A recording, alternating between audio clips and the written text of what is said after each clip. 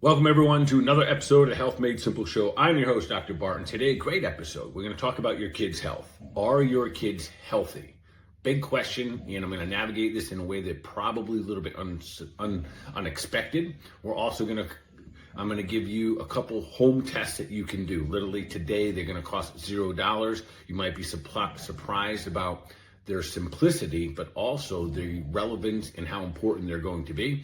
And then also I'll give you the two most significant deficiencies. No doubt in a world that information is barreling at us at warp speed, there's a lot of things. What should we give our kids? What's the best thing we can do? I'm going to give you and break it down to the two most simple, fundamental, across the board deficiencies in all kids, and you'll understand why as I go through that. So once again, welcome to another episode of Health Made Simple Show. I'm glad you're here, and thank you for continuing doing what you're doing.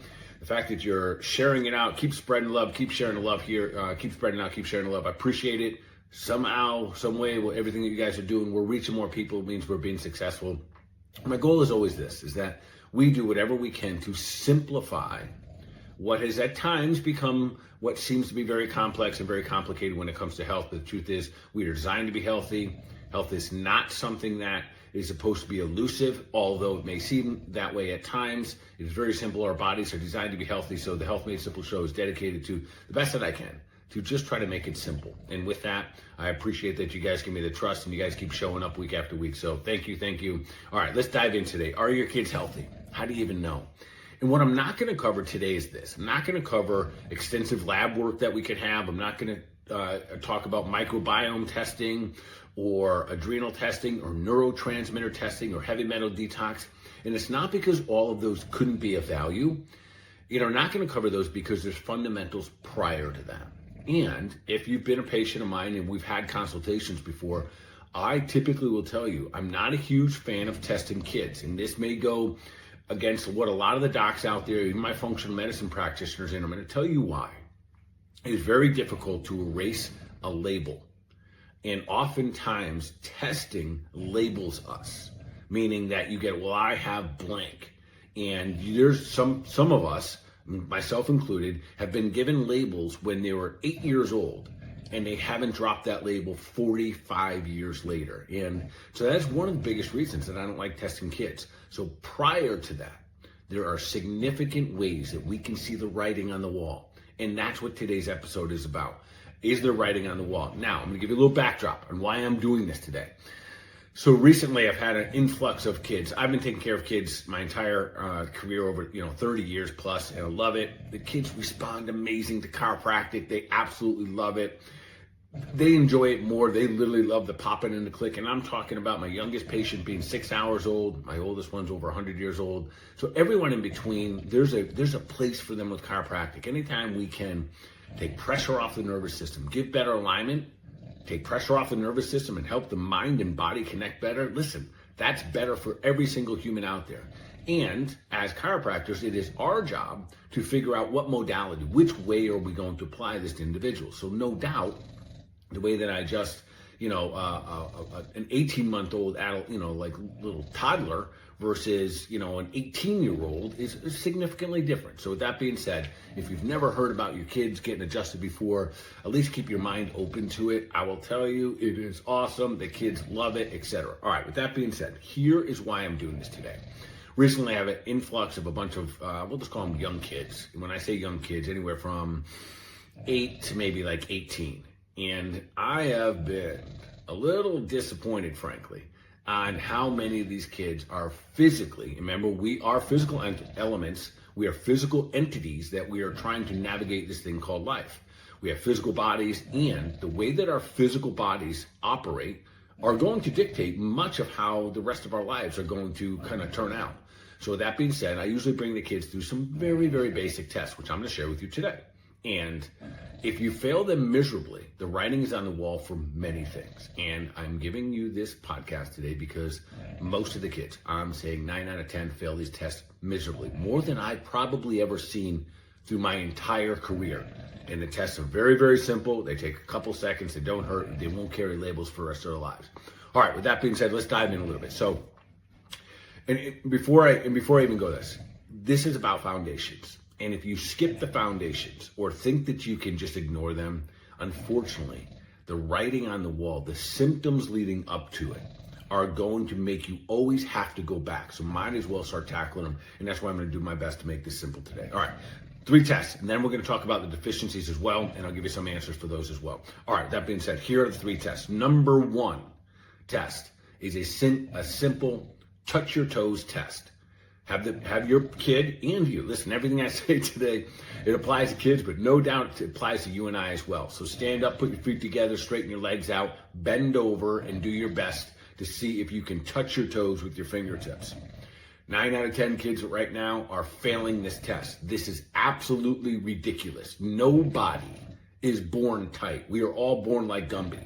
Over time, poor nutrition, poor musculoskeletal system habits, meaning sitting in chairs, slouchy postures, all the above, eventually break down the system and it can't function the way that it's supposed to.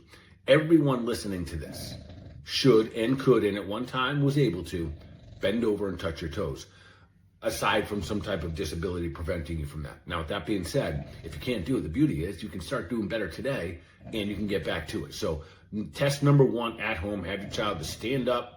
Takes 2 seconds. Tell them to straighten out their legs, put their legs underneath them, put their feet underneath them, put feet together, bend over, see if they can touch their toes. 9 out of 10 kids are failing that. And that is absolutely unfortunate. Now, let me explain to you why this is such a problem. This is where I'm going to tie this in. Instead of just saying, oh, they're tight and they get tight hamstrings and boo-hoo and that's it. That's not where the problem ends, folks. With tight hamstrings, it gives pelvic tilt. The pelvic tilt inevitably will cause something called what we call forward head translation, meaning that when you look at your child when they're standing up or sitting down, their head is out in front of their body. That starts to put tension on the spinal column, spinal cord itself. With that, it also creates an increased what we call thoracic kyphosis, which is increased bending, an increased curvature in their thoracic spine. That's from like their shoulders down to the bottom of the rib cage. So we see this rounding of the spine, the head going forward, and there's a pelvic tilt in there. Again, you might be thinking, oh, no big deal. My kid's got bad posture. No big deal that I got it, grandma's got it, all the above. No, it is a big deal. Here's a fundamental reason why. That posture right there is stressful to the central nervous system. It actually puts a lot of stress in stretching to something called the vagus nerve. The vagus nerve, many of you are familiar, at least you've heard a little bit about this. The vagus nerve essentially controls the state of being that you're in between sympathetic dominance and parasympathetic. If your vagus nerve is always under a little bit of stress, I'm talking about slouching in your chair, head forward, looking down at your phone. If that is your daily posture, you're putting nonstop pressure on your spinal cord, even the bottom of your brainstem. What does this lead to? ADD, ADHD, this leads to anxiety, it puts you in sympathetic dominance. The list can go on. And the fact that we're overlooking these fundamental structural changes in our kids is a big, big, big oversight. And I'm telling you folks, do not oversee this, because in the event that you are, it means that down the road, there's a high, very, very strong likelihood that something's going to go wrong. If you're just to ask yourself the fundamentals, who do you think is a healthier person? And you're just using your eyes as observation, and you looked at someone with really good posture versus someone with really poor posture, you would always pick the good posture person, because you know structurally they function better. It is no different than the tires being crooked on your car. Listen, if you just do that, yes, it'll wear the tires down over time. Is it going to make the entire car operate differently? Of course it does. It rattles, it shakes, and all the above. So the simple test number 1, can your kids stand up straight, put their feet together, straighten out their legs, no bending in the knees, bend over and touch their toes. If they cannot, they're headed down the wrong road. And I'll talk about the deficiencies, because that is not just, oh, I have tight hamstrings, I was born tight. No, that is repetitive postures, slouching, sitting in our chairs, not using the body, nutrient deficiencies, and we'll get to those in just a moment. Now, test number 2 is this: for a little bit of endurance, a little bit of strength. Do a wall test, sitting.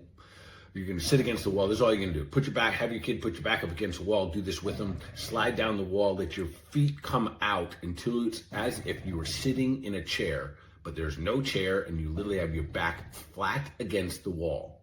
Your knees will be directly above your knees. So think of you're sitting on a chair with no chair, and you're up against the wall. See how long you can sit there. Ideally, 1 minute for you and your children should be very achievable. If you cannot do it, a bare minimum of 30 seconds. And that's with your back flat against the wall, not leaning forward. They're going to want to lean forward because the core is weak, because the stability between the upper and lower half of the body is out of balance. All right, test number 3. And so listen, you might blow these off and say, well, my kid's not an athlete and they don't. This is fundamentals, folks. These are fundamental discrepancies that are taking place with us just being able to carry these things that we call these physical bodies, our vessel through life. And if we can't even hold ourselves up against a wall for 60 seconds, we are going to head down a road of being in trouble. All right, the next one is this. Very, very simple.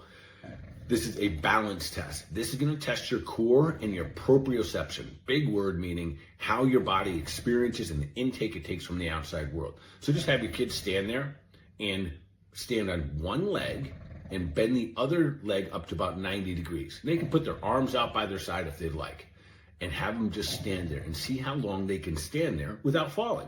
They can wiggle and shake and everything, but they got to be able to catch their own balance. Ideally, a minimum of 30 seconds, they can stand on one foot nonstop. Ideally, they could do it as long as we wanted them to. And then test the other one. There's a good chance there's going to be a difference from left to right. Reason being is our postures, our daily habits, how we sit, stand, sleep, all of these things, they're not balanced. We just take women, for example, typically crossing their legs. So what's going on with one leg is going to be different from the other. So those are 3 simple home tests. And I'm going to ask you, do not discount these, folks. These simple tests. 1, the toe touch test. 2, the sit against the wall, see how your endurance and your strength is, being able to be able to handle the weight of your body. And then number 3 is a balance test. Those 3 things tell us a tremendous about the potential and what's coming down the road when it comes to your neurological system. If you can't do these at 14 years old, what do you think is going to happen at 24 years old or 44 years old or 64 years? You got no shot at it. So if you're a parent out there listening to this, have fun tonight. Do the test, do it with them. The beauty is this, it's so easy to make some corrections here. All right, let's change gears here. Now let's talk about the nutrient deficiencies. We could go on and on and on. I'm going to break it down to the 2 most significant needs and the 2 most significant deficiencies.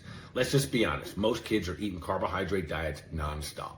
Quite frankly, I was. Listen, for all of you out there, listen, I was the pain in the ass to my mom and dad my entire childhood. I was the one that wouldn't eat the vegetables. Everything they said yes to, I said no. If they said no, I said yes. I was that guy. So there's still hope for those children. Yet keep leading the way, because I still remember all of the lessons that they tried to tell me about sitting up straight, to make sure I eat my vegetables, all of the things, and they were right. Now, with that being said, I also remember thinking that my dad always had good posture. He looked good, he looked strong. So physically, even into his late 70s, a very strong man, being able to move his body, lift things. He did things nonstop. It never slowed him down. He had a good structural, good fit body. And all the other things that they told me to do, here's the catch, folks, they did. So they were eating good when they told me to eat good. If you're trying to tell your kids not to eat this, not to eat that, and then on the side over there you're eating because you're an adult, that doesn't fly. So be mindful about that. Make sure that you're congruent with the messaging. All right, with that being said, there's 2 primary deficiencies that all of our kids would do great for, would benefit from. Number 1 is this, what we call essential fatty acids. In simple terms, those are your fish oils, folks. And let me explain to you why this is so true. So we need these fatty acids, everything from cushioning our fascia and our muscles, to making our bodies slide and move good, to helping our bodies facilitate the entire inflammatory process. My favorite reason, and most important, I think, overall, is the function and the capability that they have to help enhance brain function. So, for example, all of my ADD or ADHD cases are all going to be recommended that they go on some type of a fish oil. I have a recommendation for which one. I'll give you that in just a moment here. So these fatty acids are probably the most deficient because most kids have a high carbohydrate diet, which really don't have any good fatty acids. Specifically, we're talking about the omega-3s.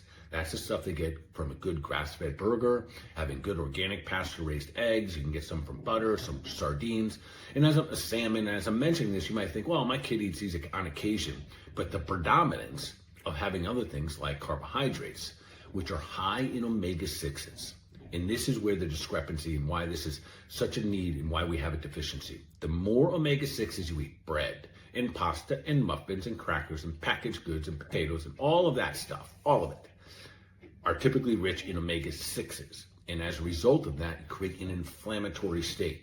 And this is what we're trying to combat. We're trying to combat their inflammation so these little bodies can work better. Because an inflamed body, does it make the muscles tighter? Absolutely. Does it make it harder on the brain? Absolutely. Does it stress out the nervous system? Absolutely it does. So we want to combat this by simply getting them omega-3s on a regular basis. My absolute favorite for many reasons is cod liver oil for the kids. Why? So there's a couple of reasons. One, it definitely has what's called DHA and EPA, which is your omega-3s, absolutely good for the brain and the body, helps with inflammation. It also has naturally occurring vitamin A and vitamin D, and that is, there are very, very few things in nature, anywhere you can go, that you can actually find vitamin A and vitamin D in your food in a very harmonistic method, and the synergy that it can come in like it does in cod liver oil. So, and I'll make sure there's a link in the show notes here today, but cod liver oil for your children is probably the single number one thing that I would start all kids on. And again, that's even before we did any testing, because I know fundamentally the amount of carbohydrates that kids are eating nowadays, and have always had, myself, you included, our entire lives. So I'll just give you an example. The phytates in gluten, so everything that's gluten, bread, muffin, pastas, they have a lot of things called anti-nutrients, which are things like phytates, and they actually steal our vitamins and minerals. So they have high omega-6s, which is going to create more of an inflammatory process, and then they also have things in them that actually steal your nutrients. So let's move into number two. So number one most efficient thing is it's actually fatty acids, essential fatty acids. And certainly can get those from food, but I'm telling you right now, there's very few kids, I'd say 1 in 100, that I see have a diet that is consistent enough to make your omega-3 to omega-6 profile adequate. So to help their little brains and help their little bodies and their organs, their central nervous system, let's give them some supplementation. And I'll put in the show notes, a little cod liver oil is my favorite. The second thing is this, it's minerals. And I know that's not sexy. And I know that's not like, oh my goodness, isn't it supposed to be some amazing herb? And those are all cool as well, yet. Minerals. Why are minerals so deficient? There's two reasons. Probably the most fundamental is that our agricultural system, and this is not something your kids have an understanding, most parents don't understand this, our farming systems, even the food that your vegetables, are completely devoid of a lot of the good minerals that we need. Why? Because it comes from soil. And our soil in our country is so depleted at this point. We've been over farming the same farms, the same dirt over and over again, that we barely have any good topsoil left. So it's very difficult to get minerals from the soil, even if you're eating your plants and vegetables. The second part is this, which I kind of mentioned prior. Many of the foods that you and I, and especially your children, are eating, if they're eating anything with, say, gluten in it, it has what's called phytates. And phytates are anti-nutrients. They bind things and take them out of your body. Things like iron, like zinc, like magnesium. So in these top two things that I'm discussing here today, essential fatty acids and minerals. And my favorite mineral/vitamin product would be something called Catalin. Catalin comes from Standard Process. It's a vitamin and mineral product. It's the first whole food supplement ever in our country before. Built essentially, it's formulated back in 1929, and it has everything in there that you need. That being said, do I think those multivitamins that are out there in the market that are good? 99%, unfortunately, I do not. But nonetheless, let's go back to this for just a second. When we have all these deficiencies, are there other things that I could say? Well, what about iron? Absolutely, iron is a big issue. Most kids are deficient in iron. Why? Because they don't eat the foods that have the iron in things like grass-fed burgers. And I'm not talking about going to McDonald's. I'm not talking about going to Chick-fil-A for some chicken. All that stuff is anti-nutrient. You're going to have so many chemicals in there. They deplete and they rob your children of their nutrients.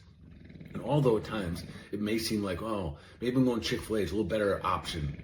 Not really, folks. Not really. We got to get back to really eating just real foods. And I know it's difficult with children, but we really got to get back to eating just from God's garden, which means if it comes from a root, a plant, a tree, if it walks in the garden, swims in the sea, eat it. But everything else that you're eating, your children are eating, that is not falling into that one ingredient category, they are voiding, they are taking out, they are breaking down the good nutrients that your children have. and making them deficient. So the top two things that I would put back in for any child out there is essential fatty acids. That's your fish oils. My favorite absolutely being cod liver oil, which has naturally occurring vitamin A, vitamin D, and it also has a great omega-3 profile. The second, I use a product called Catalin. And listen, if your kids are younger and maybe they can't swallow a pill, there is a chewable version. I'll make sure that's in the show notes as well, which is absolutely fantastic. Now, it's not just you don't just take one. Ideally, if you're a child, you're probably taking about 3. If you're, 3 per day. If you're doing the chewables, you might need a little bit more because they have to replace some of the natural ingredients that they put in there to make it a little more yummy. Replaces some of the vitamins and nutrients that you want your children to get. All right, with that being said, that's a simple, quick health podcast, we'll call it, for your kids. Do not overlook these fundamentals. If you overlook these and you know that your kids are failing those 3 tests, the touch your toe test, the sitting on the wall test, and they're also failing, or any one of these 3, never mind all 3 together, and or the standing, with balance test about your core. If they're failing any one of these, it also means there's other things going on, and the writing is on the wall. The beauty is, by correcting some of the nutrient deficiencies and getting them active again, talking to them about standing up tall, having better posture, engaging in some stretching, because of their lifestyles of sitting as much as they do, with less and less activity, it is more important that we're paying attention to these fundamentals. What about vitamin D? Absolutely, it's in that category as well. Do I think it's more important than the top 2 I discussed? No, I do not, because, and I'll explain to you why real quickly here. We want our children getting vitamin D from natural sun production, meaning that they get out in the sun and the sun interacts with the fatty acids that are underneath the skin, and that way they can make vitamin D, which is technically a hormone. Now, if all you're doing during the summertime is loading up with a bunch of chemicals on their skin, they're gonna have a hard time producing that vitamin D. And does that have, a cascade of events that takes place afterward in a negative function for the human body, especially the children? It does. Do I think most kids are walking around deficient in vitamin D? I do. Do I think we should go testing all the children? No. I think we need to get back to fundamentals. I think we need to make sure that the children have enough essential fatty acids. Think of those are your fish oils. I think they need to get outside and play in the sun. And yes, sometimes without any sunscreen at all. I'm not telling them to burn, but have their skin exposed to the sun so they can get what was essentially required for the human body, which is lots of vitamin D. All right. With that being said, folks, hopefully this gives you a little bit of insight and actually encourages you and think about this in almost a fun way, saying that if you can improve those, you are improving the status of your child's health and long-term potential for them to be a healthier, stronger human being. All right, with that being said, keep doing the thing, keep sharing it out, keep spreading the love, and of course, taking deliberate action for your own health, for your mind, your body, overall wellness. You gotta be awesome.